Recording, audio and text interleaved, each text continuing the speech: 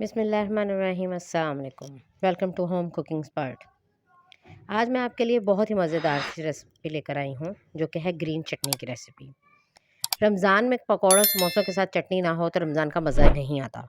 पकौड़े समोसे चटनी के बगैर अच्छे नहीं लगते। तो उसके लिए आज मैं आपको बहुत ही मज़ेदार सी चटनी लेकर आई हूँ, ग्रीन चटनी, जिसमें धनिया और पुदीना का इस्तेमाल करेंगे।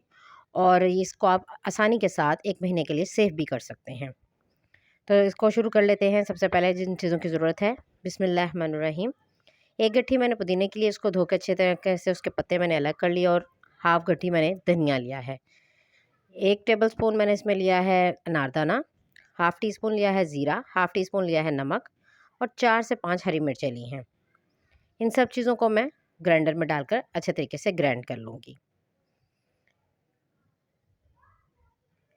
ये देखें, सबसे पहले मैं इसमें धनिया डाला है, इसको मैंने अच्छे तरीके से धोकर इसकी डंडियाँ अलग कर ली थी और साफ़ कर लिया था इसको। उसके बाद इसमें मैं पुदीना डालूँगी, और ये 4 से 5 हरी मिर्चें हैं, तीखी वाली। जो बारीक होती है ना, वो ज़्यादा तीखी होती हैं, जो मोटी होती हैं वो इतनी तेज़ नहीं होती। तो ये देखें, इसी तरह मैंने पुदीना भी डाल दिया है। ये अनारदाना रखा था 1 टीस्पून, वो भी डाल दिया। हाफ़ टी स्पून ज़ीरा था, वो भी डाल दिया है। नमक नहीं अभी डालना, क्योंकि नमक हम बाद में डालेंगे।